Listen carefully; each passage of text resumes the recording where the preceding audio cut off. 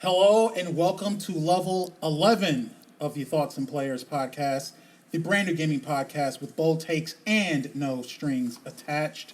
I am Jeremy. I am here once again with my compadres. I have David. What up? And I have Cory. Hello, gentlemen. Hello. As you can see, after level 10, I had stopped doing the gaming quotes. It's Yes. time to let it go, Okay. right? Okay. I'm kind of I was sad.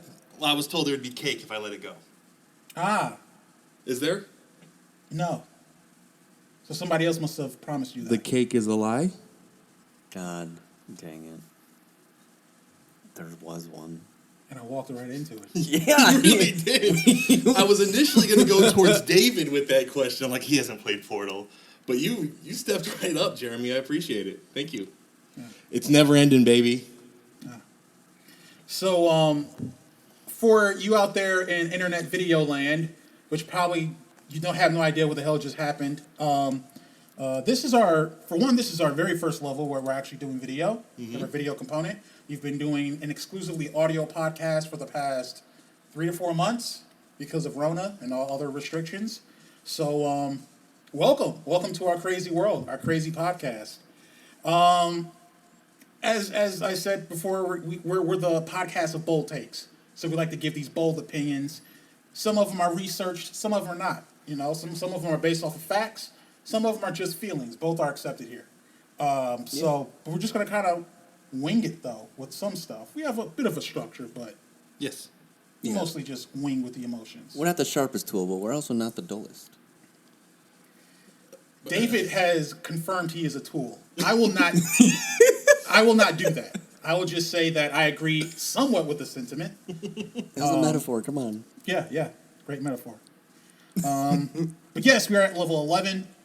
If you guys out there in video land, and I'm saying video land because I want to approach you like I'm a 1955's host. If you're interested in hearing the backlog of what we have, some stuff we've discussed, you can check us out on Apple Podcasts, Google Podcasts, Spotify. We're there. We also have our podcast in the backlog on our YouTube channel. It's just mostly just a static photo of us three. There is no moving pictures. But if you're interested, or if you're just hopping on now and say, you know what, I want to keep the past in the past. I want to look towards the future. Cling your future with us. We appreciate that. We do. But with all that being said, we're going to jump right into the podcast with the morning announcements. Of course, the morning announcements is our news section of our podcast. Yes. Run through the top tier, top line news items that we may want to add some commentary to. But it's mostly just a breakdown for you guys. So item number 1. It's been 2 weeks since we recorded. And since then, Xbox, through leaks, had their release date and prices revealed. They confirmed the existence of the Xbox Series S, which is retailing for $299.99, and the Series X, which comes out at $499.99. And they both have a November 10th release date, if I'm correct on that. Yes. And pre-orders are supposed to be available in an organized fashion on September 22nd. Yes. So that's our news item number 1. Guys, do you have any commentary you want to add to this very organized, thoroughly thought out display of information? Well, we gave a lot of our thoughts on a bonus level, which was our last one. Yes. If you want, check that one out. But nothing really has changed. I still think I'm getting the Series X through All Access because it's going to be $35 a month, include Game Pass, include Xbox Live Gold, and EA Play. So I think I'm sticking with that. Yeah, I think I'm going to jump onto that. Because you were kind of... I was on the fence. So now you're thinking... But I think that's a good deal. $35 a month? Like, So what? day one. It's not... Yeah. All right. He's on it. Right. I mean, you're already paying $15 if you're doing the Game Pass. So. Yeah, of course. Jeremy, last 4 weeks you've been off, on. Are you on still? I am still on. You're on even more so. I'm on even more so based upon current. Yeah, okay. Yeah, We'll get based upon there. I'm current excited. events. I'm excited. We'll get there. We'll get to it. Yeah. Which leads us to news item number 2 is that Xbox Game Pass, we were just talking about that, they've added EA Play. So now you get access to all of EA's games in their vault, as well as any time trials they have for different games they release. unless you buy a full version of Madden, then you also get that as a trial. But we'll talk about that a little bit later. But yes, EA adds their horrible subscription service to Xbox Game Pass. I think this is overall a good deal. It adds value. Yeah. It's more games. Mm-hmm. Whether you like the publisher or not, it's more games. So you get more games for your buck. News item number 3, Witcher 3. We don't get an opinion on that, David. I mean, do you have one? I don't I do. have one. Okay, what's your opinion on it? I think it's a good deal. Item number 3. Witcher 3 is offering a free upgrade to next-gen consoles. They apparently, just want to be the best consumer-friendly developer in gaming. Yes. Publisher or whatever in gaming, which is great. It'd be really cool. 505. Well, I have two. I have two on that. One, Yeah. who is the publisher on that? Witcher 3? Yeah. It's CD Projekt Red. Okay, that's what I thought when you were saying that. And 2, the upgrades. Is that gonna carry over all your stuff, or you gotta start over? I believe it'll probably carry over all your stuff. I'm not sure, but I would assume so. I'm not sure either, but yeah. Yeah. That'd be cool. What are they adding? Have they said? Like ray tracing was a big one, and just overall better resolution throughout, Right. quicker load times, Right. all the stuff you would expect. Right. Okay, yeah. It'll probably look closer to the Witcher 3 we were shown at E3. Right. Yeah. Yeah. Was that many years ago? Yeah. Okay. Yeah. Like you said though, they're the best company in terms of for the consumer. Yeah. They always give them what they want, and at most of the time it's at no extra cost, which is awesome. I agree. They can do no wrong. We have news item number 4, continuing with CD Projekt Red. Cyberpunk 2077 will have microtransactions Oh. and multiplayer. Okay. Yeah, you know what? I'm going to give them the benefit of the doubt. It will be fairly implemented. I'm just going to leave it up to them. Yeah. I'm not sure if it will be, but if any company's going to do it, they said, I think one of the quotes was, you'd be happy to spend money in this. I don't know what I would be happy to spend money for, but I'm just going to wait and see. I'm not going to get up in arms about it yet. They've earned that, Right. With you guys saying, it's the best company consumer-wise, if they're going to do this, I feel like they're going to be the company that does it right, instead of just gouging the players like many other games. Then again, I don't know what it could be Right, that we'll someone find out. else hasn't already done. Yeah. Because it seems like all microtransactions get just shot down. If it's cosmetic, if it's to help you in game, no matter what it is, it's looked down upon. Yeah. What do you think about it, Jeremy? We'll see. I Okay. mean, they've earned the benefit of the doubt. I'm going to see how they implement it. As long as they aren't doing something that's Call of Duty crazy like, where you're charging $1 for a red dot site. Yeah. I think they'll be fair with it. And this is their first microtransactions in any of their games, I believe. I don't know about Gwent, but I think this is the first time they've done that. So Yeah. Do you think they might have been cornered into doing it? No, I mean they run their own company. Yeah. They're developer and publisher. They can do whatever they want. Like I said, I don't know what it could be. I mean, I'm guessing it's probably cosmetic. But it's probably going to be a decent price, because I know, like, Dead by Daylight, when a new one comes out, it's like $15. Right. Yeah. Like, that's kind of absurd. I also think CD Projekt Red usually takes time when they're developing their games. This could be a way of them to subsidize some revenue as they're developing That's a your good games point. because they take their time. So Right. And kind of lost my train of thought right there. It's not coming out for a couple of years, anyways. The multiplayer. yeah, It's not even confirmed yet. I mean, it's confirmed, but it's not confirmed for a year. So Okay. people are thinking 2022. yeah, So while they're making that, if they get to make a few extra bucks, I'm cool with that. yeah. All right, that brings us to news item number 5. Hyrule Warriors: Age of Calamity announced. Cory, Me? you're kind of our resident Nintendo expert. So, what's going on here? You hyped? Well, here's the deal. I mean, this is made by who's this made by? It's the Dynasty Warrior guys. And that's kind of Oh, your Tecmo thing. Koei, yeah. That's kind of your guys, right? I love Dynasty Warriors. Yeah. You have any interest in this? No. Not even after hearing about the. Lord, no. I'm kind of interested. Now, have you? This is actually going to be the first Zelda game I get since Majora's Mask. Okay, I was going to ask if you guys have played Breath of the Wild. No. You I have. obviously have not. Yeah. So this is a prequel to Breath of the Wild. Did you get a lot of those memories in the game, or any of them at all? I didn't finish Breath of the Wild. but you got at least a couple of the memories, right? Where you get the memories, they show a cutscene from 100 years ago. I maybe played 30 minutes of the game. Oh, wow, okay. All right, well, in Breath of the Wild, it's a big open world. It's a great game. It's an amazing game. Is. One of the best of all time. It is. When the trailers came out, they showed a lot of action-packed stuff, a lot of these big-scale battles, and that turned out to be a lot of the cutscenes in the game. And the cutscenes were memories from over 100 years ago. Okay. You know, because Link goes to sleep, wakes up 100 years later, the world is in ruins. But it's the only way they could kind of like go about it because they were losing the war 100 years ago. Mm-hmm. So this game is taking place 100 years ago. So you're going to get to see all those really, really cool cutscenes, I believe, and all those really big battles that you didn't get to see. You might see the world be a little more built up with, you know, not cities, but maybe something like that. And the combat in these types of games are pretty fun. Yeah. You know, you said you really like that Dynasty Warriors. Did you? Dynasty Warriors 4 is a godsend. Yeah, I mean, it's fun combat. It's repetitive, but it's fun. And Breath of the Wild had a lot of cool characters. They had the 4 champions, which I don't think either of you two know about. Right, this would be correct. Right, okay, so they have the 4 main champions, and in Breath of the Wild, you're trying to free them from whatever. So those guys will all be playable in this game. It seems cool. Unfortunately, it's coming out November 17th, I believe, which 2 days later is Cyberpunk. So I'm not buying this. I don't have time for this. Yeah. Bad release date timing, but maybe I'll pick it up on the cheap later. Yeah. Cool. That leads into the, I guess, maybe slightly bigger, more macro perspective news item of there being a Mario Direct associated with Nintendo as well.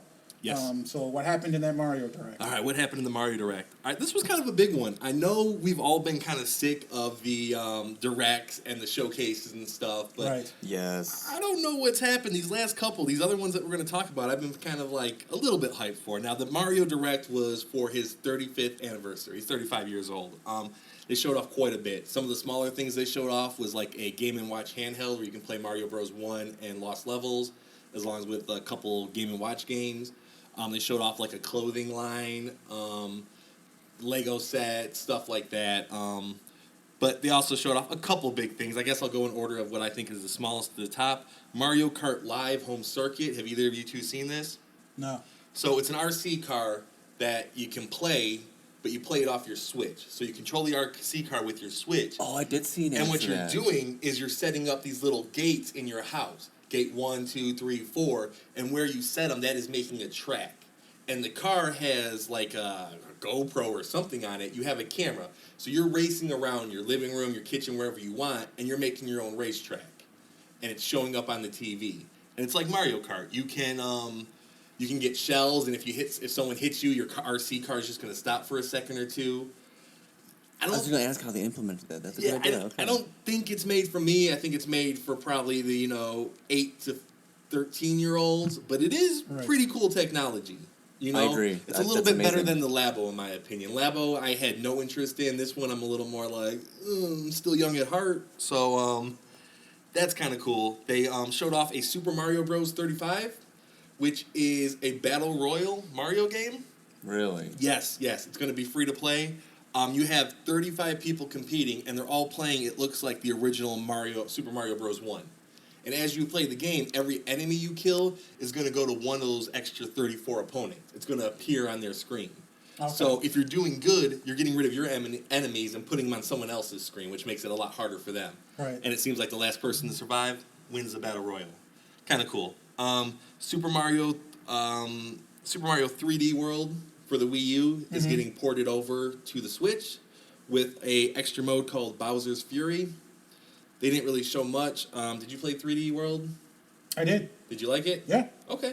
Any interest in getting this again, or No. not really? I don't really have interest. No, it was. all. I mean, it was. I enjoyed it thoroughly when I played it. Right. The time has passed. Not something I want to replay, but Yeah. it's cool they're bringing it. At this point, the Wii U is just been stripped of every single game that it's ever had at this point. Yeah. I think there's maybe a handful of games that aren't on the Switch now, but they're making you forget the Wii U.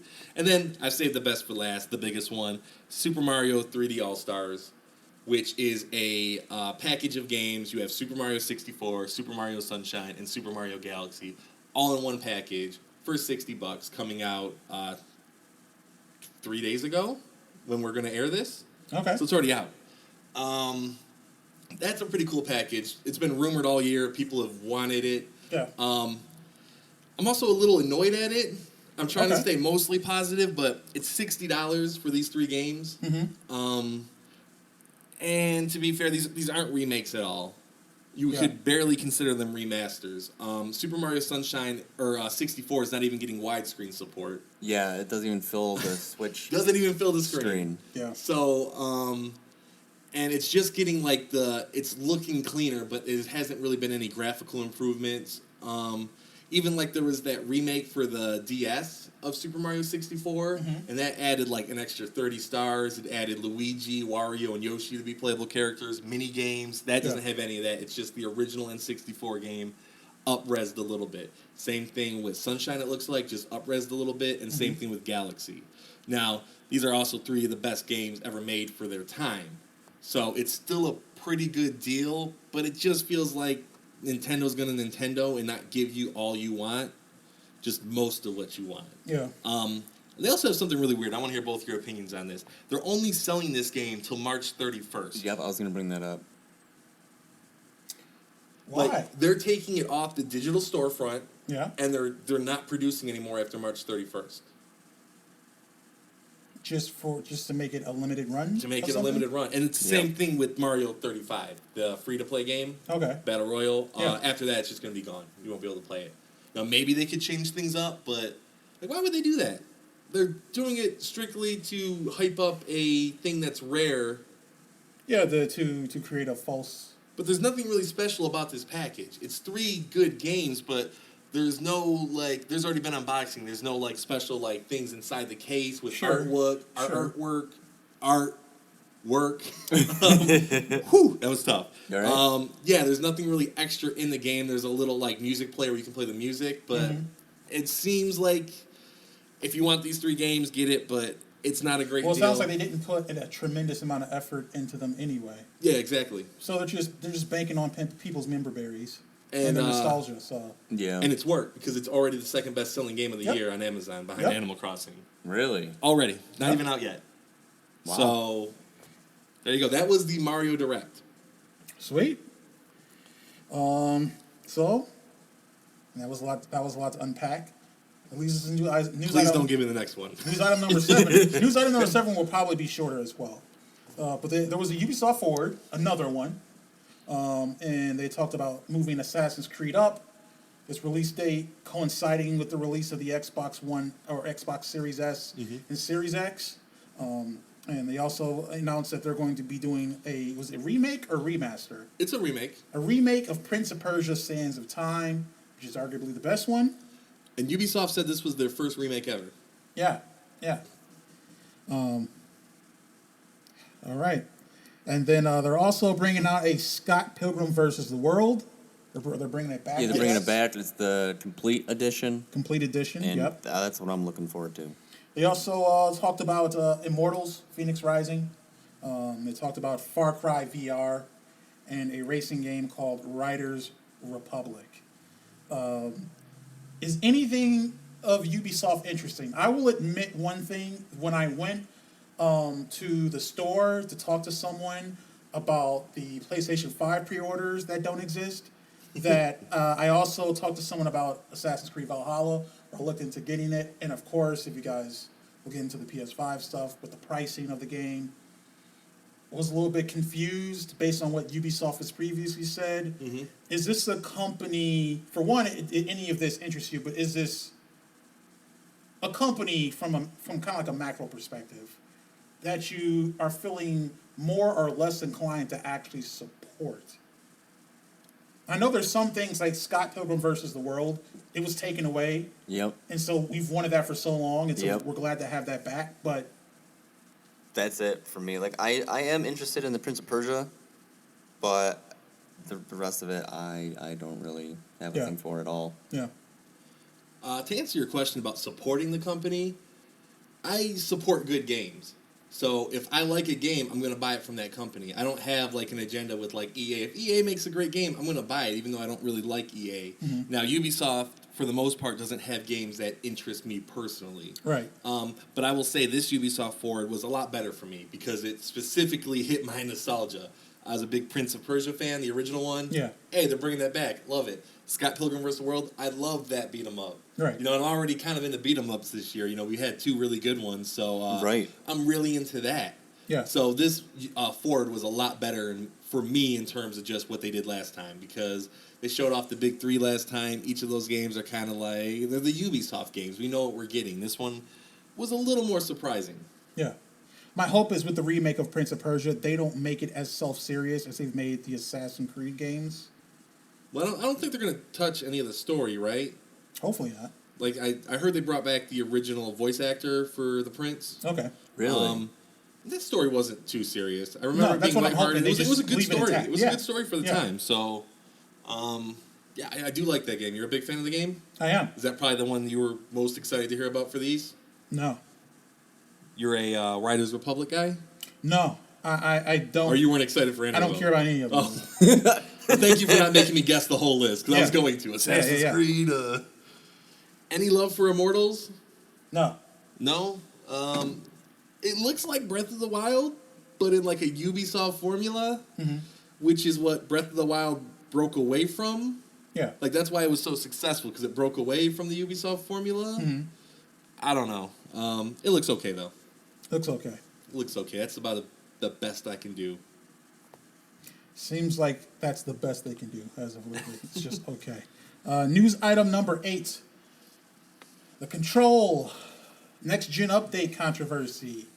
It's been a brewing and percolating. So, if anyone's not aware, which I'm sure you guys are, there was talk about how people who have current versions or current editions of Control, whether it's the standard version or the digital deluxe edition, they would have to pay more in order to get the Control, is it complete edition or something, whatever it is for next gen. Yeah.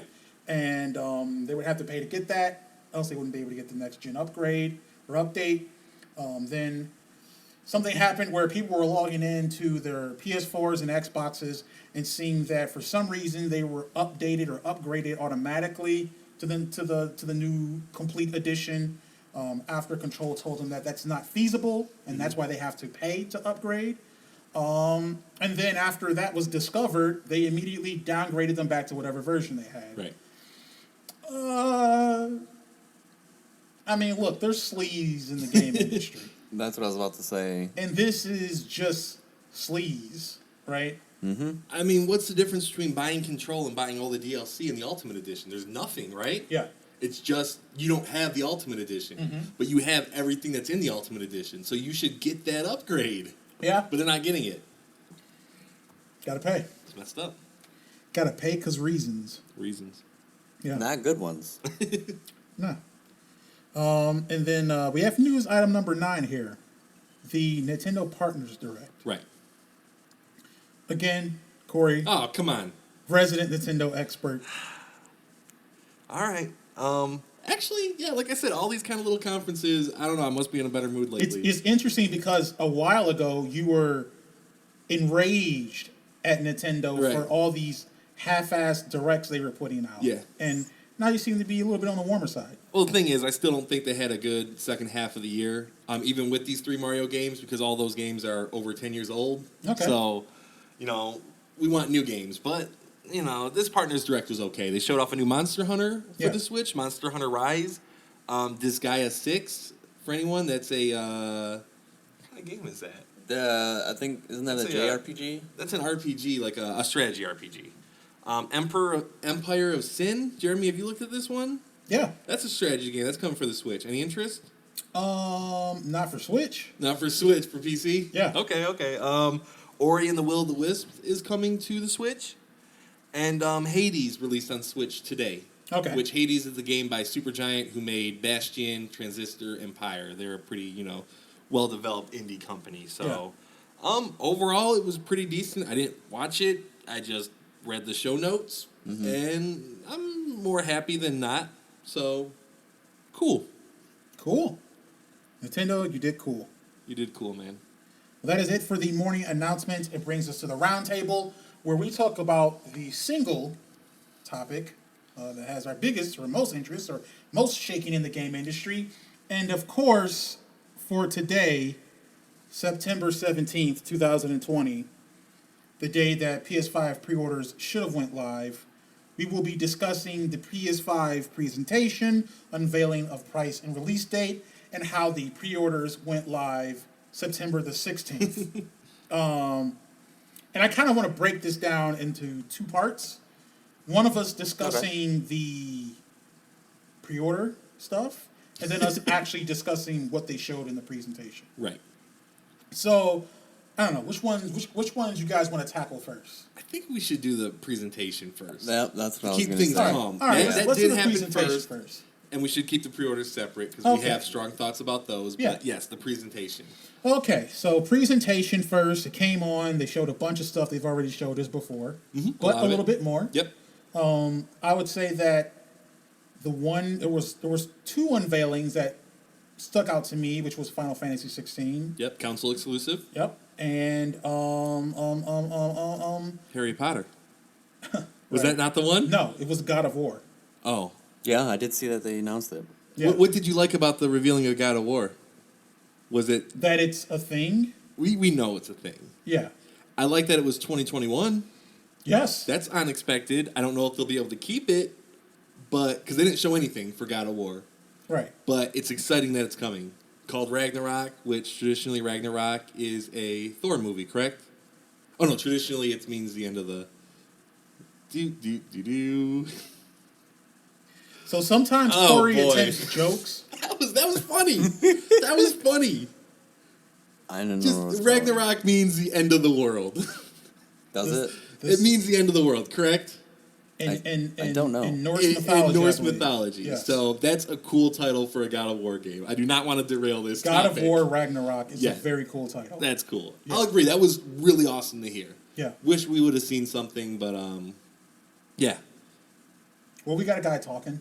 So We that's got cool. Kratos talking. We Yeah. got Kratos talking. I liked Harry Potter. David, did you get to watch that? I saw it announced. I didn't watch like the trailer that they showed or anything, but it's great because I talked about it before Yeah. on here. Yeah. So for it to be like a real thing and it's coming, it's great. I'm excited for it. Yeah, it looked like everything I've ever wanted for a Harry Potter Yeah, game. it actually looks seems quality. like a Harry Potter RPG. You start off as like a first-year student in Hogwarts, so you're exploring the castle. It seems like you're getting sorted into a house.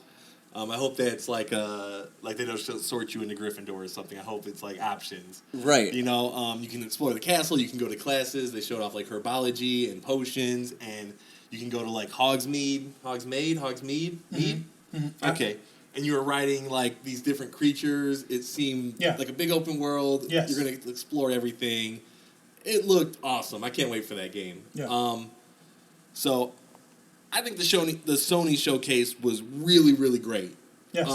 The thing is, they showed off a lot of other people's games. Right. They You just know- showed more Resident Evil. Right, Resident Evil, that Harry was Potter. good. Yeah. You know, there was a couple exclusives, but they showed off some big titles. But it was good. It was good. Yeah. You want to talk about price, release date? So price, they announced two editions. There is the standard. What are they calling it? Standard physical edition, which is $499.99, and then there is the digital edition, which is $399.99, and they are set to release November 12th Yep. in North America, and then So, everywhere else a little bit later. yeah. The 19th? I think. I think the 19th for like Europe and other countries. Yeah. Is it just North America the 12th? Like United States, Mexico, Canada, Oh, wow. Okay, yeah. Japan, I think. Okay. And I think there was one other place. Okay. Yeah. Then everything else the 19th. Yeah. I just want to ask, what is the difference between the two systems, guys? So the difference is, very good question. The standard edition includes a 4K Blu-ray disc drive, and the digital edition does not. But they both have. That's it? They both have the same hard drive, the same processor, right? Mm-hmm. Everything's the same. No compromise in power. Right. Just one takes physical media, the other one doesn't.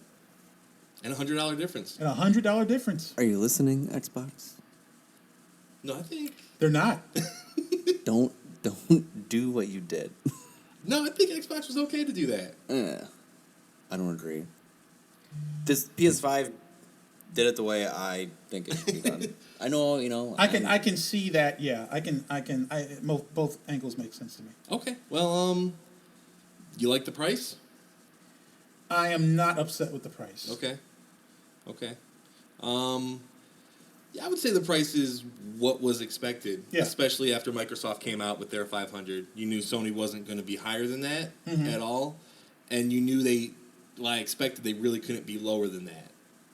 Because Microsoft seems like they're very willing to lose money on consoles just to get them in the hands of consumers. I feel like Sony is less like that. Yes. They want as much money per console as they can get. But they had to match Microsoft. Yes. So I'm cool with the price. I'm probably going to go digital because it's $100 less. $100 is $100. So that's a controller. That's it's not a controller and a game, but half a game. Right. So Controller and the charge pad. Oh yeah, that's cool. Yeah. So overall, like I said, another conference in my book that was pretty good. What happened after that? What happened after that? So I'll also. Usually, we try to keep these podcasts clean. As far as language, profanity, and vulgarity. But what happened the evening of September 16th was perhaps one of the biggest clusterfucks of anything I have ever seen. And this is in 2020, where we have a Oompa Loompa not able to test people appropriately for coronavirus. Okay? This was more of a cluster. Yeah.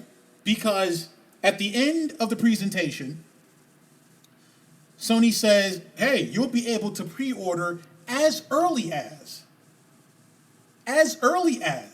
tomorrow, September 17th. And then by 7 p.m., 6 p.m., maybe in some places, Walmart, nah. They even say it in their tweet. Think we're going to make you wait for tomorrow? Nah, pre-order it now.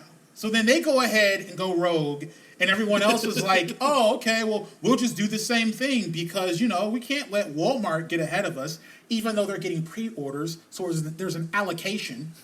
So just newsflash, Best Buy, if you have an allocation of 50, if Walmart decides to sell before you, guess what? You can still only sell 50, okay? So anyway, this happens where all of this stuff breaks out. People are logging on, they're crashing sites, right? They crash Best Buy, they crash GameStop. I think GameStop actually had a thing where if you tried to log in too much, they just blocked you. They found your IP address and they said, bye Felicia, right? Like no more. And other sites and stuff, Target sold out immediately, all these places within 10, 12, 15 minutes. And Sony, what are you doing? And then, so part of, it's a little transparency for us doing this gaming podcast. We want to make sure we're actually able to bring up-to-date, current gaming information. So we are trying to procure this stuff somehow. Now, Cory was one of the lucky children that got a golden ticket. And so you got the email saying, hey, I did get the email. You're invited to pre-order directly from PlayStation. Yeah. Now, when are you able to actually do that pre-order? That will be Friday at 1 p.m. That's cool. So you're telling me that PlayStation can invite you to pre-order a PlayStation later than Walmart can invite you to pre-order a PlayStation? It makes no sense. Oh, okay. And I don't know anything about these emails. I don't know if they're spacing them out, because if everybody who got an email logs on at 1 p.m. on the Sony site, that's also going to crash. True. So I am terrified I'm still not going to be able to get one. Well, based on the world we live in now, where nothing makes sense, right? What do you think is going to happen? It's going to crash. Yeah. It's going to crash. And going back to these other places, GameStop opened up their pre-orders, I think, at 2 a.m.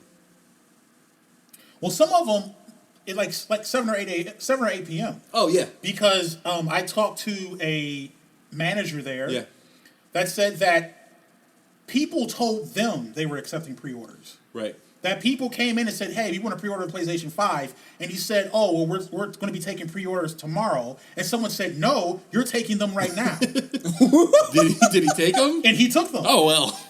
We did it the wrong way. Yeah, based upon what he told me is that every store, and he can only really speak for GameStop. Right. They were allocated something 12 to 16 units per store. Right. And that was it.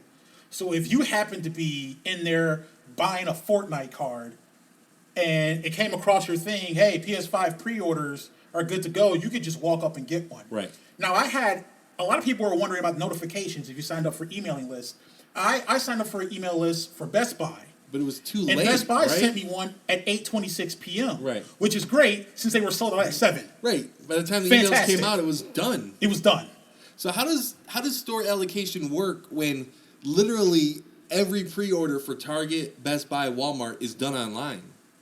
There was no in-store pre-ordering for any of those stores. Now I know GameStop had a few the night before, Right. but as of the morning, they were all sold out every store. Right. No one could do more pre-orders. Right. So I guess I don't understand how it works. With Target. Doesn't work. It doesn't work. Doesn't work. It was literally whoever looked at it at the time. Did you get a pre-order, Jeremy? Did I get a pre-order? No. I didn't get a pre-order. Me either. I didn't get a pre-order. And let me tell you something else, man. I said I was going to get one.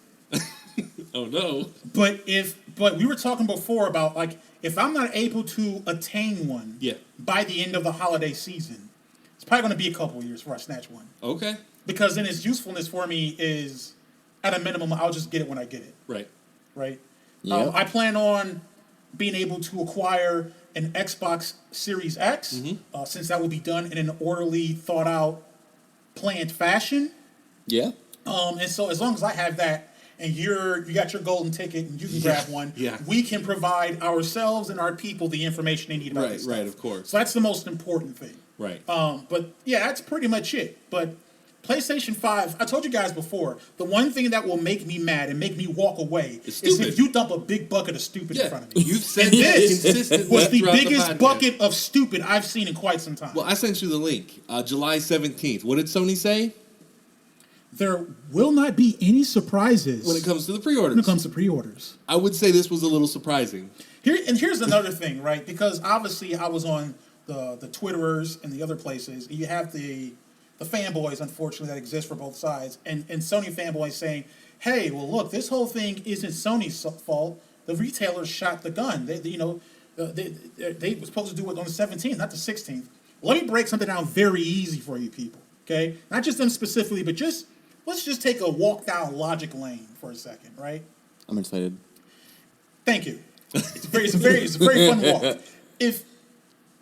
If they went early, it's because there were no repercussions or something tied to the contract or distribution deal where there would be repercussions for doing that. If Sony says you can't take pre-orders till the 17th, there should be consequences for not doing that. Sony doesn't care. They got Sony all doesn't their care. pre-orders sold out. That's all Yeah, they wanted. yeah. And now it's even better because everyone knows the next time they throw out some pre-orders, Yeah. you have got to get to it. It's going to be a free-for-all. You have to get to it or else you're just going to miss out. Yeah. And it worked out better in their favor for So doing then that. it's like people are like, well, that's not enough time, obviously. But if they would have waited till the day they were supposed to, it would have been better. Guess what, guys? A day also isn't a lot of time. Oh, of course. Yeah. I don't know how you guys think a day later is appropriate. It's Right. not. We're in a recession. People need to figure out, what their financial thing is. By the way, a lot of people buying $500 systems in order to be in a recession. And complaining about, unemployment things, right? But that's another discussion. Here's the thing, though. Sony, in their mind, I think, they had to get out before Xbox. Xbox set a date, September 22nd. Sony was like, we have got to get our pre-orders out before them, no matter what. Which doesn't. Why does that matter when the system itself is coming out 2 days later than the Xbox, anyways? Because you want that money already. You want that money given to you before your stuff actually comes out.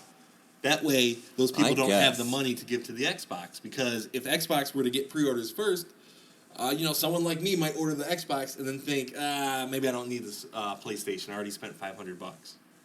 So I would 100% blame Sony. But I understand that logic. But Yeah. then think about it from this way. What do you think the largest swath of people who buy these games aren't us? They aren't hardcore gamers. Right. they're casual gamers. Right. People that may want to use them as streaming devices. So then if they're trying to beat Xbox, you can try to beat them at delivery or try to beat them at, hey, we're going to get our pre-orders out.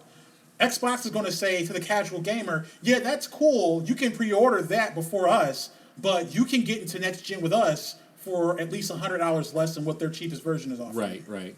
Well, the thing is, Sony was always going to have whatever numbers they were going to have. Yeah. So, and those numbers are going to sell out. It Yeah. doesn't matter what the number is. If it's 1 million, if it's 10 million in that first month, those are all going to sell out. Yeah. Because everyone wants a PS5. And now because of this, supposed shortage, it's going to even be more. Like I said, as soon as those next pre-orders come, everyone's going to be on watch. The next pre-orders are going to sell out in 20 seconds, 15 seconds. Right. And it was a bad day for gaming pre-orders because as a computer guy, you must know about what's the newest GTX? Oh, the 3000 series? Yeah, 3080 Yeah. came out today. Yeah. Gone in 15 seconds on eBay for thousands of dollars. Those didn't have, there was no pre-order process. Right, it was just, it came out today. Yeah. And that was also a cluster. But that was the case with the PlayStations too. Yeah.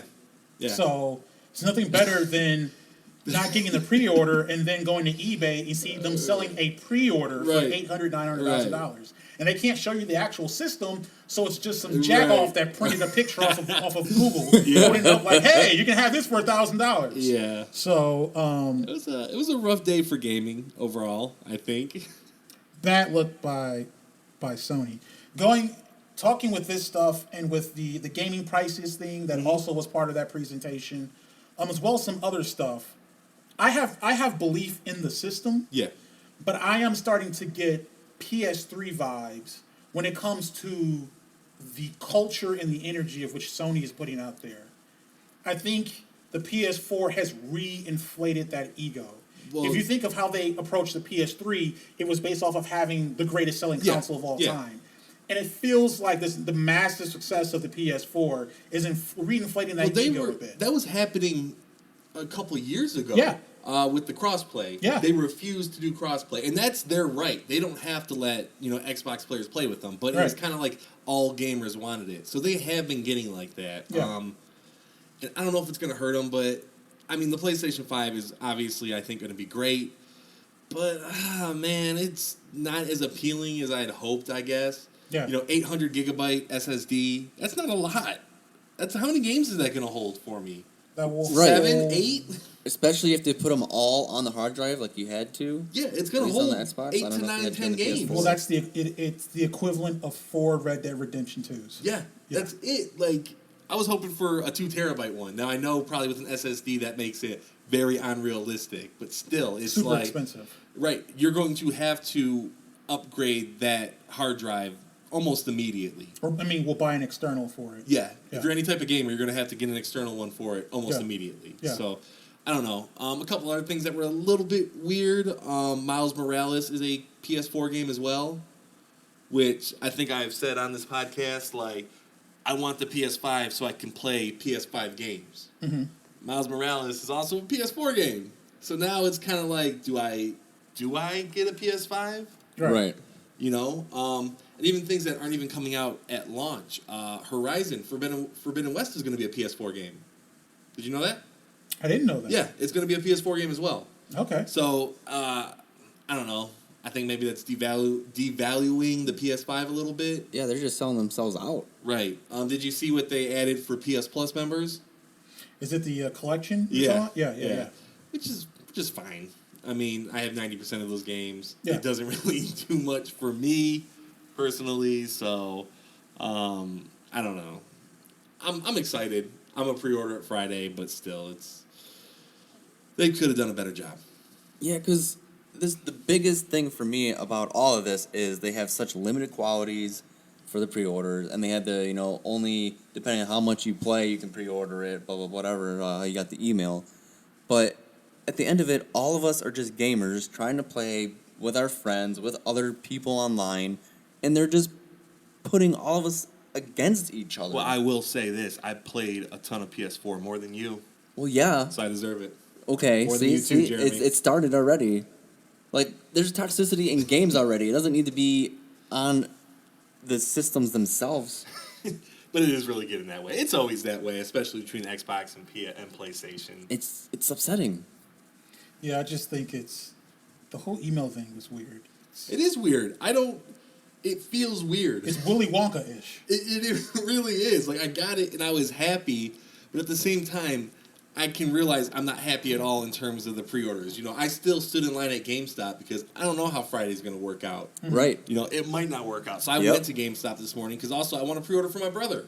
Right. Because he's working. Yeah. But there was no shot for him to get a PlayStation at all. And that's one of the biggest frustrations I have. If you're imagine being someone that, let's say you're a guy or a gal that saw this and you're like, okay, this is interesting. You may want to buy this for the family. Yeah. You get off of work, you pick up the kids, you come home, you wait for your spouse. They maybe work as a nurse. They come home 8, 9 o'clock. Mm-hmm. You're like, we want to talk about this purchase before we make it because $400, $500 is still a lot of money. Yes. Right. And you're like, okay, well, yeah, let's go ahead and do that. And you plan to maybe get a pre-order in just so you have it, you have that peace of mind. And then, oh no, some jagoff found a way to create an Amazon link that takes you directly to the page, drops it in your cart, and gets you paid for it before you have to do anything. It's ridiculous. Ridiculous stuff. I mean, I'll say the most annoying part is I'm a big collector. I collect board games, Funko Pops, collectibles and stuff. The most annoying part about any collecting is when you don't know when things are released. Yeah. Like Funko Pops are real key for that. You don't know when they're released. So sometimes it feels like you never had a shot. Yeah. And I would guarantee that everyone who didn't get a PlayStation felt like they never had a shot to Right. get that pre-order in. Right. By Most the time we were definitely. done with our show meeting, already sold out. Yeah. You never had a shot. David never had a shot. No. My brother, he went to bed at 8 o'clock. Never had a shot. Yeah. It couldn't. All it had to take was Sony being like, "Hey, tomorrow at 6 p.m." And then everyone's got the same opportunity. If you get logged out of Amazon or you're just not fast enough, at least you were there. And if a place like Walmart wants to say, go ahead and pre-order it or whatever, you call them up and say, hey, you No. either take this down Or we take back or the- we're taking back the quantity, the allocation, we're revoking it or doing something. Right. Right? But Yeah. that's why Sony was behind that. Sony wants to They don't they haven't care. made a statement They don't- about anything. They just don't care. They Yeah. sold out all of them. So, yeah. yeah. I don't know. We were supposed to be talking about the Sony showcase and how pumped we were. Instead, Right. it turned into I don't talking think about- any of us are feeling that good. The cluster that happened none afterwards. of us are feeling that good about it because Nah. it feels sleazy from Sony Yep. and it just feels wrong. Just massive And stupid. we're not the biggest fans of Xbox One or Microsoft. We all like the Xbox brand, but they did the right thing. They immediately tweeted out, hey, we're doing ours, and you will know the exact time you can get it. Yeah. So, like you said, Sony's getting a little, their head's getting a little big. Yeah. It might cost them. Yeah.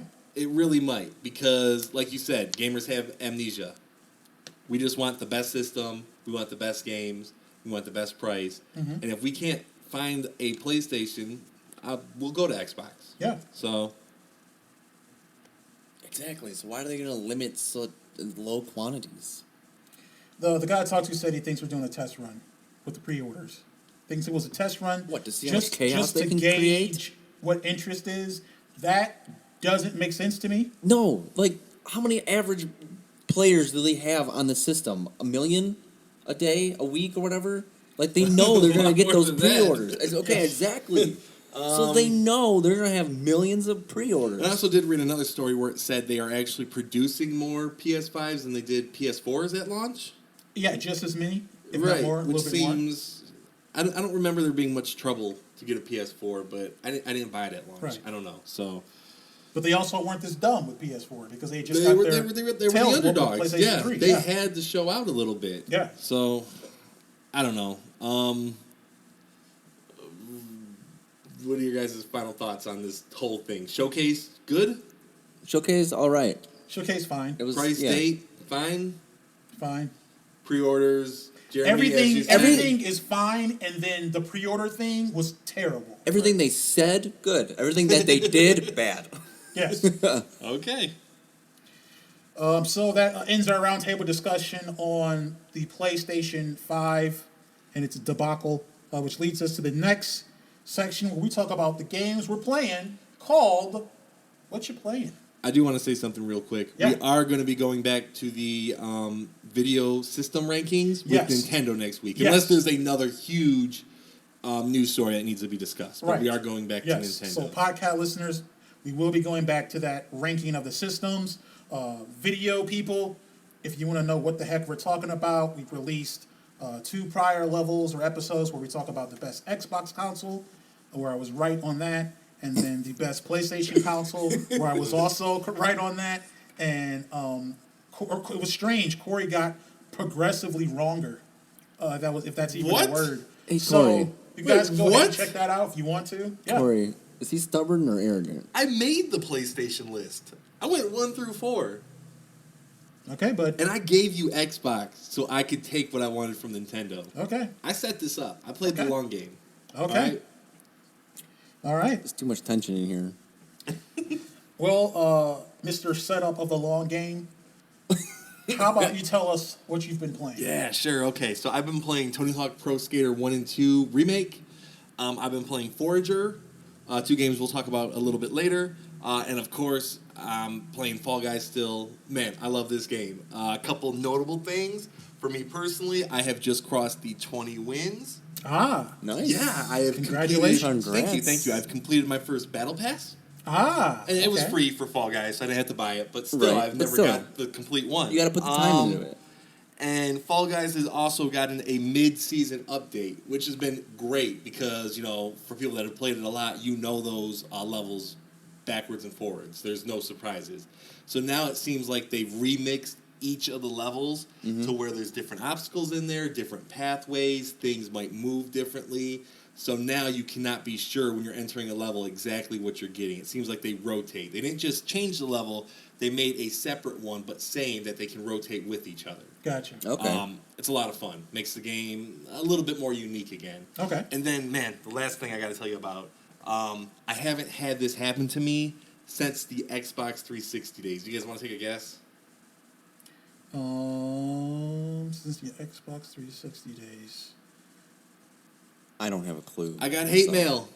Oh yeah. I got a hate mail. What? I know. I was so excited. Yeah? Like it was. I can't believe people even do that anymore. Now I'm a huge troll in Fall Guys. I think it's one of the funniest games I ever played. I don't get mad if I lose at all. I like to grab people and I like to hold them as things are rotating until they get close to the edge, and then I Mufasa them. No, I scar them. Okay. They are Mufasa, and I throw them off the edge. Okay. So I was in a final jump showdown, which is the final game to win the cup or the crown. I held a guy as a little whirligig thing was spinning around. At the last second, I let him go. I jumped over. He got splatted. So, yeah, he sent me hate mail. He called me a clown. Not the most unique hate mail I ever got, but yeah, he called me a clown. And I giggled, and I sent him back. I squeezed my red nose, honk honk. Okay. Because I'm a troll, and I'll live up to it. Okay. At least you own it. I loved it. Send me hate mail. I'm still waiting for the microtransactions one. Yeah. My worst. Your worst take ever? Yeah, my worst take ever. Yeah. Send me hate mail. I love it. Yeah. Yeah. Go on, someone else. I'm good. Fall Guys, love it. Keep playing it. Okay. I'm playing the usual 3. The Holy Overwatch Trinity. channel. Yeah, the Holy Okay. Trinity. I like that. Speaking, the battle passes, the DVD has a Rift thing, and I'm almost done with that. So hopefully, I only got like 18 days left to finish it. I'm also playing Tony Hawk's Pro Skater 1 and 2. Loving it. I've only put, at this point, like 4 or 5 hours into it, but still good. And I put like 17 or 18 hours into Among Us. So it's an amazing game. And you're talking That's about a lot both of those fun. laters, right? Yeah. Because I'm excited to hear about Among Us. Yeah. What did you, Jimmy? So I played, just got back from vacay, and by got back, I mean 2 weeks ago. And on vacay, I played some Mario Kart 8 Deluxe, because that is a great game to jump into and play. There's some co-op racing there. I also played probably about a few hours worth of 2 Point Hospital, which I really enjoy. A nice little fun business sim game, kind of. So I've been enjoying that. I played a little indie game called Whiskey Mafia Leo's Family. which I will discuss a little bit more later because it was interesting. And the other game that I started playing on accident, I meant to get back into Ghost of Tsushima, or Ghost of Tsushima, I believe I was supposed to say it anyway. But I've been playing some Crusader Kings 3. This game is a masterpiece. It is a wonderful, grand scale strategy game of basically taking over territory, conquering territory. It is everything that I love about strategy games in general. And I never played Crusader Kings 2 because games just felt too smart. Right? Really? Yeah, they felt You're too smart. saying that. Yeah, they felt too smart. You're a pretty I'm like, smart guy. No, I wouldn't say that. I wouldn't say it either, I guess. But thank you did. Yeah, they were too smart. I used to play Hearts of Iron a little bit, and I kind of fell out with it because I thought it was just too smart, even though I understood all the systems. With this, I feel like I can get a better grasp of things, and that's kind of helped. But also the game is just wonderfully developed. This isn't like Civilization where you see a little bit like it, where you see the animation of guys fighting or stuff, but it's mostly just about the strategy. You get to set up schemes, murder schemes, abduction schemes. You get to basically take titles. If you conquer counties, you become a count. If you take over a duchy, you become a Dutch duke or duchess of that territory, and you accumulate these titles. And as you grow territory, you accumulate new titles. And you can hand these titles out to other people, your vassals, and they can pay you, tax and different stuff like that. You can obviously get married. There's 4 different. You can be heterosexual, homosexual, asexual, and bisexual. And all the characters in the world can be too. Okay. And that basically affects, your relationship with them. If you're trying to court someone, it kind of determines the likelihood of fertility to try to have an heir for your throne and different stuff like that. But it's great, man. It's just great. You can literally, and it's terrible because you can literally have, like it was back in the day where, like I have in mind, I married a new lady because my old lady died giving birth to my twins, right? Nice. And so... Can you name your kids? You can. What did you name them, Jeremy? I want to know. Well, I got thrown off by you saying nice. Wait, why did I say nice? Because your wife died. Yes. And you got a new broad. So you can't. So you can name your children. Yeah, right. I would really love for you to edit that out specifically. My wife is pregnant and having a kid. I did not even think about that. I would really like it. I thought it was funny. Don't delete it. So. Oh God. So on the video premiere, no less, unbelievable. But yes, It could have been anyone saying it. It could have been anyone. But yes, so my old broad died, and then my new broad, she's pregnant, but she has a child from a previous marriage, from being married to this other guy that owns land. Oh. So, but because of how it is, how it's all misogynistic and stuff back in the 800s, so the little baby boy is the heir to the land, so he actually runs the land. But I'm married to his mommy. Now, if something was to happen to this infant, mommy would inherit the land. Which would be your land. Which would become my land because I'm a male. This sounds devious. It does sound devious. And I will say I have not tried to execute this yet. Yet, keyword. But all the different things like that, there's so much depth to it. It's just a great game. And again, I've probably put I've probably put more than 7. Probably somewhere like 12, 15 hours into it. I didn't plan on playing this game that long. I just planned on trying it out, seeing what it was. Right. And I got hooked in, which is the worst thing. When you're like trying to play another game because you want to finish it. Right. And you're like, let me just try this out. And then you're like 20, 30 hours later, you're like, I can't put this down. So Yep. That is what I have been playing. Now, this sounds like a game that I definitely cannot play because it is too smart for me. I've tried games like this, but a game that I would love for you to come with an update every single level. I want to hear. I want to hear what happens to that little kid. Sure. Now, you talked about the game a bunch. I still don't understand what you're actually doing. Do you like just start off as like Jeremy? So it depends. Like, do you make you're just a regular dude and he's already a king? Or is he? Yeah, you take basically control of a historical figure. So Okay. it could be a king or Like a real life king already? Okay, yeah. so it is historical. So it could be accurate. like King William or something Okay. of like that. Or you could also take over maybe like a duke or something like that. Okay. I took over, I forgot his name, but he was basically the chief of a, what was it, like chief of a country, or not country, but county kind of pretty much, Okay. in Africa. And he himself, you usually have these things, if I'm remembering right, you usually have small things like barons or counties, or baronies or counties, and then you have, it grows to become these duchies, and the duchies can become, like countries, and the countries can become empires, or like it extends like that. Yeah. So you always have a liege, or basically a supervisor. Right. So I was playing this guy that's the chief of the Fanti people, who is within the empire of the Ashanti people in Africa, right? And so my plan is to eliminate all my other rivals in the Ashanti, so I can become the king of the Ashanti people. Okay. And then what you can do with that is you expand your empire more and more and more and more and So more. this is, not to And- cut you off, this is worldwide? Because in my mind, I had Yeah, considered there's it a like lot a of- Western European type of There is, but medieval. it But you're goes talking about both you're in ways. Africa. I'm in Africa. So it's like multiple Yes. continents it Yes. spans. There's Western Europe, there's Eastern Europe, there's Africa, there's the Middle East. And you're talking about marriage and kids. You keep playing?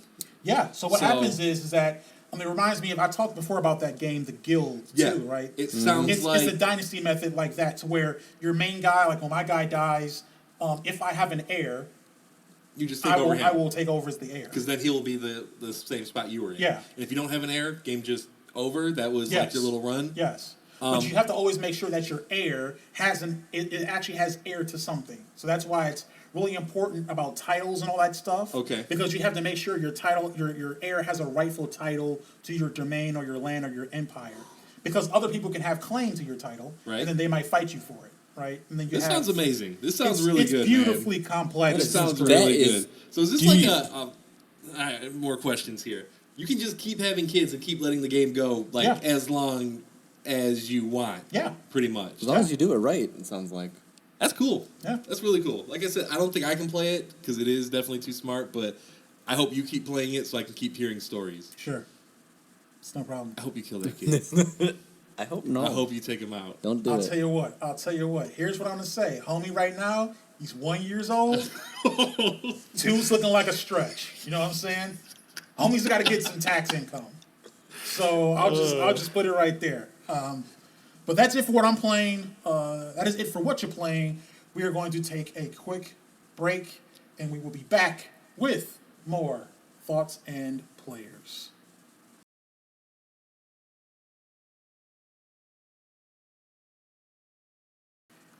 And we are back with more thoughts and players. Now we are going to move on to the bread and butter segment of our show here. A segment we call Was It Worth It? Where we talk about games we've played and whether we think the games are worth the asking price or the time investment. We're doing something we did before where instead of us doing that and then maybe, something else, we're each going to talk about a game we've played, engage in its valuation. So whether we think it's worth it. Now, first up on this is David. And what game are you going to be telling us is it worth it? Is it not? The game we're going to be talking about is the Tony Hawk Pro Skater 1 and 2. Okay. And you can buy the regular version for $30 or the deluxe version, which is it adds some stuff to the building levels thing, and you get like an extra piece of clothing for some certain skaters. So it's $40. So if you're into it, cool. I just went and got the deluxe. I don't even care about that stuff. I just want to support what they did with it. And as I said earlier, I've only put about 4 or 5 hours into it, but I think it's worth it. I grew up playing it on the PlayStation, I believe, and now playing it on computer, it's an entirely different game, trying to learn the controls again, and I'm complete garbage at it. So I'm not saying it's worth it because I'm good at it, but just to get that nostalgia and just to play it again. They still have the same music from before. They added some new stuff. I mean, the levels look great. They it's really updated, everything like that. It's the same game, which I think is good. You know, they didn't add extra stuff, whatever. There is a multiplayer option you can do, but you can just play Tony Hawk 1 or Tony Hawk 2.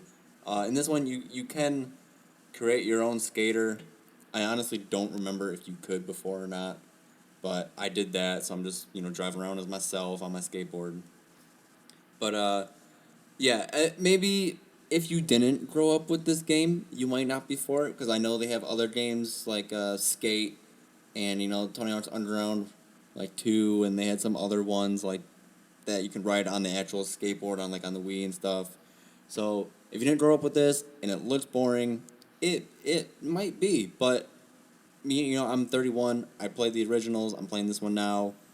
I dropped to $40 again, easy. Sweet. Yeah, I recommend it. What about you, Cory? Yeah, I've been playing a little bit of this, so it's a really fun game. Doing the combos is great. Controls are fluid and stuff like that. Graphics look really good. I'll say I have a little bit of issue with the things that you have to do in the levels. Mm-hmm. Like I said, I was talking to you yesterday about it, like wall grind, 5 bells in the schoolyard. Right. It's like playing the worst game of hide and seek. Yep. It seems really hard to do platforming on your skateboard, which you have to do to get some precision jumps to across the roof or hit this spot. But overall, the game's pretty fun. I tried multiplayer. I played the graffiti mode with my brother. That brought me back. Mm-hmm. I tried the create a park. I played other people's park. It looked like if you're enjoying this game, there's going to be an infinite level of parks that you can play and enjoy. Right. The game is good. I also, I stick with you. I recommend it. If you like Tony Hawk, it's a no-brainer. If you've never even played a skateboarding game like this, it's really fun, and you should play it. Yeah, I didn't make a comment on that level making because I didn't play any of the player-made ones. So I didn't have. It was pretty cool. A A lot of them are just really nice, skate park type levels, and then there's been a couple themed ones. Like one person made a roller coaster. So all you got to do is jump and click triangle, which is the grind button, and it keeps doing the kiss the rail. So you never have to balance it. It just keeps doing it, and you follow this entire roller coaster path, which it's unique, it's cool. That's interesting. Stuff like that, kind of I like seeing that. So it's fun. It's a fun game. Agreed. Sweet. Cory, what you got for us with it? I have a game called Forager. Now, Forager is on Game Pass. It's on Switch, PC. It's probably on PS4. I did not check, but I've been playing it on Game Pass. It's usually $20. I know that because after playing it for a few hours, I immediately bought it for my mom. Because I think this game is amazing. 100% worth it. I'm not going to save that for the end. This is like a mobile game if mobile games weren't sleazy. Pretty much you're just clicking. It's a top view game where you're looking down at your character and you have a pickaxe and you have resources. We've all played games like that, Minecraft, any type of survival game. There's not a lot of survival elements in this. There's energy. But all you're doing is you're clicking and you're breaking down trees, you're breaking down rocks, you're breaking down ore. And you're using that to build furnaces, blacksmith things, stuff like that. And all the while you're doing this, you're getting experience. And when you gain experience, you can put that experience into one of 4 set of skills. A forager, economy, industrial, and fighting. Okay. And each of those lets you get better and better at certain things. So it's like a game we've all played, but it's just, I don't know, it's so addicting because unlike mobile games where you're trapped behind a paywall or you're trapped behind a time wall of a lot of time, this game is always pushing you towards a very realistic goal. Okay. It's like I'm 10 minutes away. I can play that. I can play for 10 minutes, knock down, 10 trees. Just a really, really good game. You start off on this very small plot of land, and you have all these islands around you that you can unlock by spending money. And when you do, they actually open up the game even more. Some spots are themed. There's desert areas, which have Zelda-like temples. Now, nothing to that extreme, but a little hack and slash combat, a little puzzle solving, and then you might also get like a haunted looking area where I had to complete 4 different riddles, which was kind of cool. So it's been keeping me entertained. I have about 8 or 9 hours in that, and it's just one of those games when you start playing, it is very, very hard to put down. Yeah. Like, you'll play for 3 or 4 hours, and you can turn your brain off. Yeah, I'm just playing there, clicking X, talking to my wife, doing, whatever I want, just collecting those resources. It feels good, man. Yeah. It feels good, and it's worth it. If you have not had a chance, look up Forager. It might be your type of game. $20. Worth it, yes. Okay. Jeremy, Cool. we're excited. Whiskey Tango Johnny. Just completely disrespecting the game, I see. So yes, my Was It Worth It Yes. is a game that I just logged on to Steam, and it was like, hey, this is on sale. I was like, oh, how much? $3.74. I'm like, oh, let's check it out. So I looked at it, Whiskey Mafia Leo's family. Here's something else I usually don't do. I read the Steam reviews, and they were like, hey, if you like mafia stories, traditional mafia stories, this is great. You got to check this out. It gives homage to Goodfellas and The Godfather and different stuff like that. Now, I love me some crime dramas. That's like my thing, right? So I'm like, oh, okay, bet. I'm just go ahead and grab this and enjoy this. It's about an hour long. It's mostly kind of like a click and whatever, point and click story game. Graphics wise, I think it has some very, very extremely well done pixel art. It's like 2D pixel art, very good. It has music, very kind of toned down jazz music. It's used sparingly. It helps create the mood. This is supposed to take place, I believe, in the 1920s, and you're playing this kid named Christopher, who is working and trying to save up, and his dad's trying to put him in the right way, and they don't have a lot of money, and Chris he graduates college and works as a mechanic. There's some mini games in it where you have to make sure like things like puzzles, things connect and stuff, and those are supposed to be the ignitions of the cars that you're working on. It helps with that. So you do that, and then all of a sudden Christopher decides, I'm gonna go pay my uncle a visit because I got the week off, I got some money, I'm doing good. And his uncle's like, hey, I know this guy, and he's a good guy. His name's Frank Costello, So then we get our first kind of thing of, okay, this is an actual historical gangster figure, and then he gets into the life, right? That's maybe about, if it's an hour, that's maybe about 40 minutes of the of the game is just him in the life. So the missions aren't that difficult. Again, it's kind of like a point and click thing. So again, I appreciate the detail. I appreciate the art. What I can't get behind though is the writing. It is very clear to me that the writers of this game are not Native American speakers, and it shows because the way people speak makes very little sense. And it's not just that you have to write 1920s American dialect or dialogue, you have to write 1920s gangster dialogue. And the way that your characters talk, the things they say, and they don't literally talk, it's all text. But the way you're reading it, it's like this. What? This doesn't read. It's to a point where the writing in the game constantly breaks the immersion of it. Because nothing and no one talks like the way you would know or expect them to. And when you have all this great attention to detail in other areas, and they just couldn't just fence it out to a copywriter or something like that, but just make sure it's on point.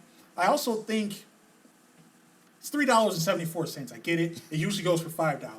But there are other point-and-click story games on Steam that are a lot longer, that have just as much attention to detail, and that have spectacular writing, right? So that's what I have to gauge you against. Right. And if I gauged them against that, I think that would be unfair. What I did with this was I said I spent $3.74 on this. Now, would I have rather spent that on this game, or would I have rather spent that on a venti iced decaf Americano from Starbucks? And I said I'd rather have get the Starbucks. so For was it worth it? I'm gonna have to say a very unfortunate no, because I like to support indie developers. This may have been made by one or two people. Right. So, but for all this good to not get that right, which is so highly important, Right. and it just constantly breaks the immersion of the game. Right? There's even good action sequences with shootouts and stuff, and the guys are, and it looks wonderful, right, for what it is. But you know, The writing let you down. just let me down. You know how like you have these gangsters shooting at these guys with Yeah. crates, and then your guy, he's there, he has to get away, and then the text bubble pops up, and it says, "Oh no, I've gotten into the wrong thing. This is not the right life for me. I have to find some way to disappear. I hope Father won't be angry." Yeah, that's what all gangsters say. Right. In the middle of a shootout. Right. Escaping. Right? Like it's unfortunate. It is, because it's not even $4. It's not even $4. And it's a no.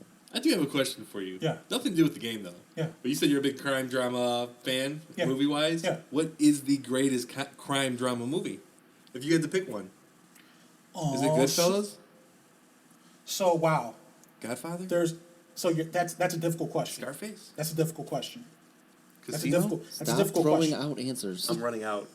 That's the only four I know. If you want to talk about the movie that best set up I think the American zeitgeist of romanticizing gangsters, is The Godfather. Is that your favorite? If you want to talk about the movie that best depicts how psychopathic these guys are, it's Goodfellas. Goodfellas. Yeah, my favorite is Godfather. Hands down, that's Godfather 1 is the best, in your opinion. Yeah, Okay. but Goodfellas is a more honest depiction of gangsters. Okay. Yeah, Godfather 2, good. good. Yeah. Godfather 3. Godfather 3, not as good, but people say Got it's a bad bad. reputation. It's not a bad Okay. movie. It's just not as good Okay. as arguably one of the 5 greatest movies ever made. I mean, come on. Yeah. Okay. Fair enough. Um, Have you seen Godfather, David? No. Oh, no. That's okay. It's okay. Okay, we I haven't forgive seen you. any of those. It's okay. It's okay. I mean, there would be hope that you would one day culture yourself. with these People movies. say I live under a rock, and they might be right. I wouldn't go that far. I mean, I haven't seen Jaws, and I'm a film dude. I might have seen bits and pieces. I don't I think think I've it's seen it hard either. to see movies that were made before you were even born. It's just tough because you've got to go out and find those movies yourself. Nah, they're good though. All right, so is Jaws the biggest movie that you have personally not seen? No, it would be Indiana Jones. You've never seen any of I them? haven't seen any of those either. Really? No. Oh my goodness. So that's the biggest movie you've never seen. Yep, Why not? no interest. It's a great It is. action It is. adventure movie. It is. No Harrison interest. Ford, perfect in It the is. role. No interest. No interest. I don't care. Okay, I don't have an answer. I can't think of one. Okay.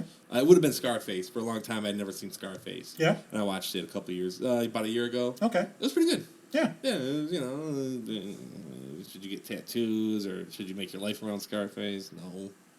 It's not that good of a movie. Perhaps. Well, I don't know. I mean, It is in the cultural zeitgeist. yeah, it's fine. It's fine. It was a good movie. It was Yeah. good.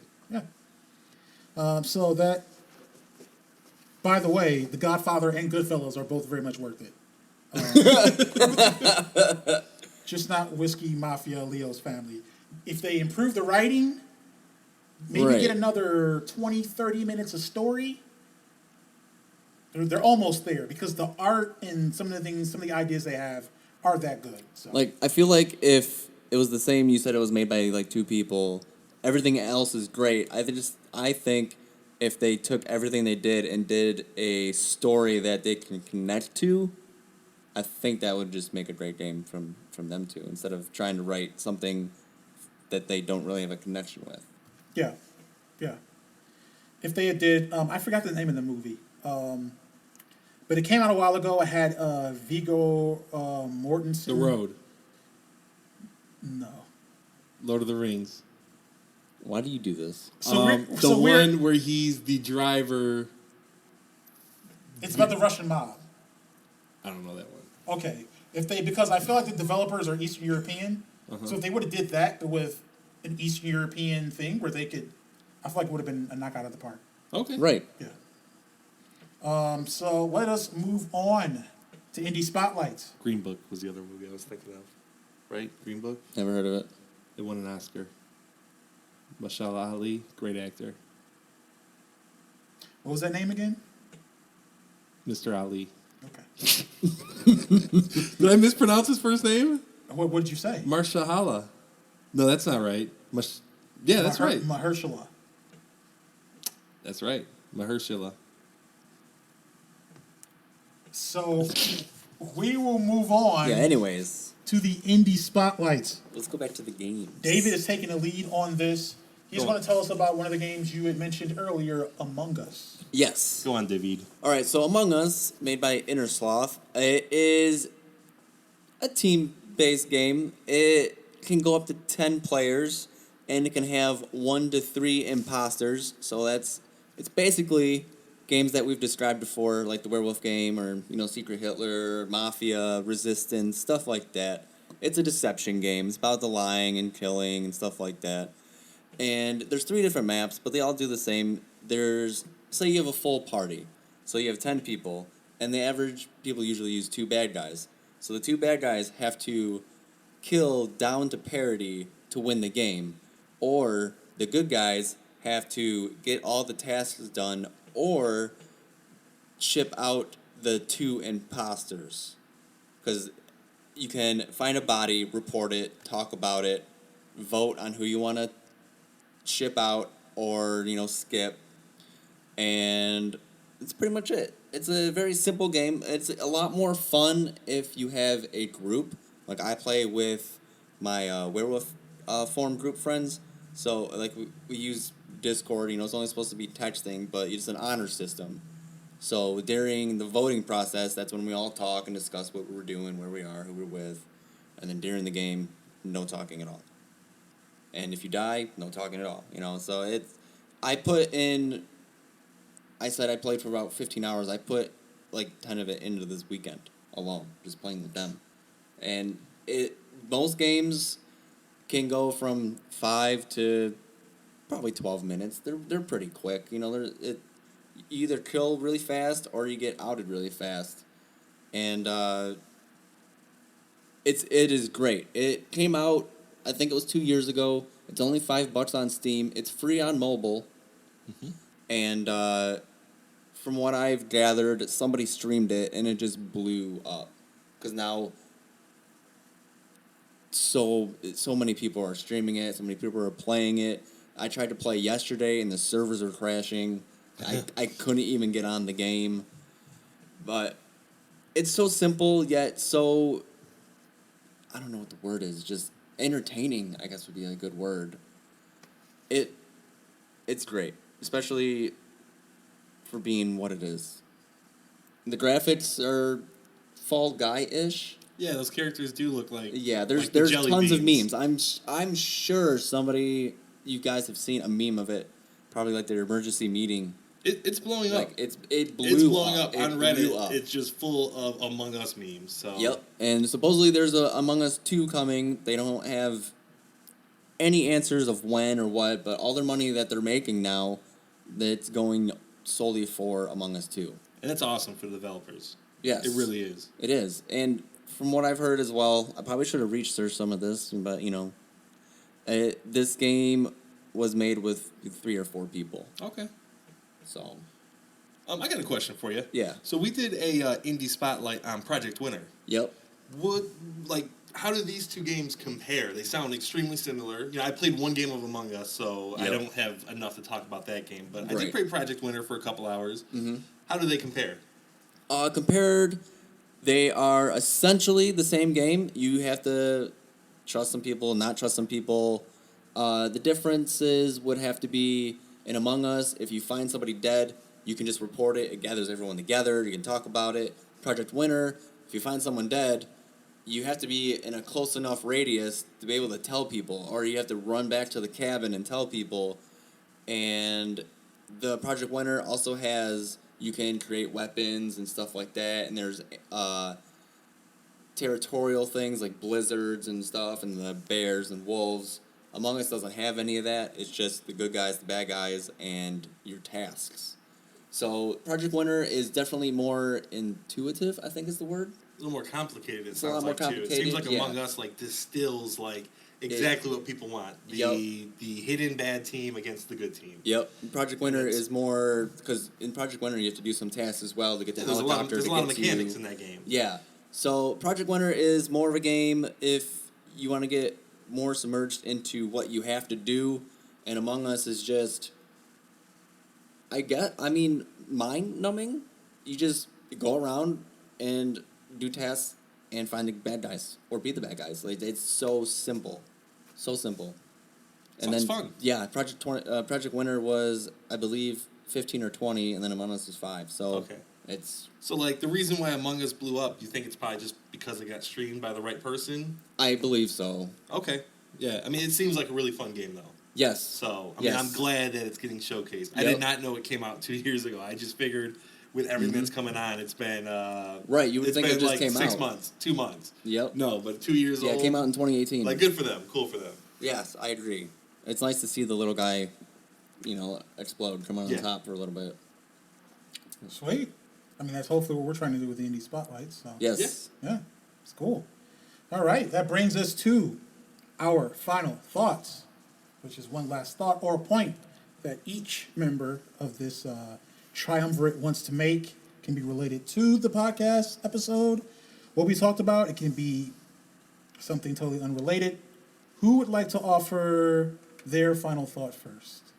I'll go because I got a good one. All right. Okay, so as you know, the last level, my son was on it, and being a parent, you have to be a parent. Do things, take care of your kid, everything like that. So my son, when I have time with him, he always wants to jump on the trampoline, which is fun. It's awesome. He learns balance, stuff like that. But sometimes you got to make him do what you don't want to do. And I'm trying to teach him to ride his bike, Like, that's a very important skill that you need growing up. That helps with balance as well, and it's transportation, stuff like that. So my final thought is you need to focus on some things that you might not want to do. Like I said before, also, like piano. I don't want to practice scales and chords. I just want to learn some songs. But I can't really play the songs correctly if I don't know how to set my hands and don't know certain chords. And it would make it a lot more easy if I did what I don't want to do. So sometimes you just need to get your hands dirty. Do it. Yeah. So Fair nice. enough. Very nice. Thank you. All right, Corey, you want to go with your final thought? Yeah, I'll go. I've been trying to think of a movie I haven't seen. I was going to use that as my final thoughts Okay. here. Okay. But I've not been able to. I think I've seen every movie. You think you've seen every movie Yeah, that's literally. ever been made? Every big one. Oh, Yeah. every big one. Okay. Every big one. Like, I Wow. can't think of a movie, so I'm going to have to postpone that final thought Okay. until next level. Okay. My final thought is going to be to recommend a TV show. Okay. Not just any TV show, an anime Okay. that I just finished up. It is Hunter x Hunter. Do you guys have any familiarity with Hunter x Hunter? Yeah, Not at all. my circle is just nothing but anime nerds. So they know. They know, and I've They heard know. a lot about Hunter x Hunter. So I'm going to gain a little bit of So rep it's- with your circle here because Hunter x Maybe, Hunter is maybe. amazing. It's 148 I've episodes. only heard good things. I The haven't first heard 4 anything bad. seasons are on Netflix. It's been a great adventure anime. You follow this character named Gon. He makes friends, but it's not the power of friendship that saves the day. It's hard work. It's training. It's strategizing. And for an anime, it kind of takes all your expectations and kind of blows them out the water. You think this character, because he's the main character, is going to do the big battle and win. It never happens like that in this show, and I really appreciated it. I thought it was a great show. Hunter x Hunter, spelled Hunter with an X in the middle. X, because we're on video, I can do that now. X, Hunter. You could also not do it. I could also avoid doing that, Yes. but I won't. Okay. So, yeah, Hunter x Hunter, give it a watch if you're into anime. If you're not, maybe skip it. Watch Hannibal on Netflix. That's a good show, too. My final thought is that so I pretty much gave up on Star Wars, right? Because it's been bad. However, reluctant at first, my girlfriend got me to watch the first season of The Mandalorian. And It's actually really good. I don't even like Star Wars. I don't exceptional. care about Star It's Wars. exceptional. It's a space western. That's all it is. I liked it. So, if you don't know, season 2 announced October 30th from Disney Plus. So my final thought is, make sure you catch The Mandalorian October 30th on Disney Plus. Now it pains me because I'm not the biggest Disney fan, Right. But I can't help what rich people sell to other rich people. So I just got to get it where it's at. Right. So super excited for that. Definitely going to make sure I check that out. That is my final thought, really. All right, one question. Yeah. I just love asking questions. That's what I love doing. Okay. You love messing with Jeremy. I do. No, but this is important, all right? Mandalorian. I love that show as well. Is Baby Yoda the cutest thing to ever be put on television or movies? Like, he's got to be, right? The cutest. Like in the trailer when he pushes the carriage to close it, it's like, I get, like, big eyes. Like, oh, he's so cute. You know? Like, oh, Baby Yoda. Come on, right? Like, he's the cutest. There's nothing else that compares. Nothing. Like, you guys are struggling. Yeah, that's just because I have bad memory. It doesn't matter. Like, here's he the thing. is the cutest. Here's the thing, and not to make this weird, but it's going to make it weird. I like it. If you put Baby Yoda up against Home Alone 1 era Macaulay Culkin, Kevin McAllister, it's a cute kid. You would kill him, though, to save Baby Yoda. I don't know if I would kill him to save Well, I don't know if Baby you could Yoda, kill him. He would set all those traps. but I would kill him for his duchy. That's definitely what would happen. It's a duchy. I don't know. Remember duchies? I would definitely kill him. If he had a duchy somewhere in Europe, I would definitely put a murder scheme out there to kill Kevin McAllister. Are you bringing it back to Crusader King? Absolutely. Wow. That's called a cool. callback. That's really cool, man. Yeah. Listen, we're on video. No. Oh. Because you ruined it. It was perfect. And your questioning and confusion made it so inelegant. Oh, no. I'm inelegant. You gotta go with the flow, man. Gotta get Wow, with you the brought flow. it back to Go with the Crusader flow. King, I man. brought it back. That's why he's our leader, man. No. You know what? Jeremy, start the music. Go ahead and read the end. Might be too early. This is it for level 11 Tell me when. of the Thoughts and Players podcast. Never. And if you liked what you heard or Just saw, never. please subscribe to the podcast on your preferred podcast service. Again, we are on Apple Podcast, Google Podcast, Spotify, Start the Stitcher, music. all that stuff. Yeah. You can also like the podcast on Facebook at facebook.com/Thoughts and Players, all one word, as well as on Instagram at Thoughts.Players, and of course on YouTube. We put the video up on YouTube and on Facebook, so you can catch us at either of those places. But that is it for us for the inaugural video episode. Hopefully, I myself wasn't too ugly. And we will catch you on the next one. Wait.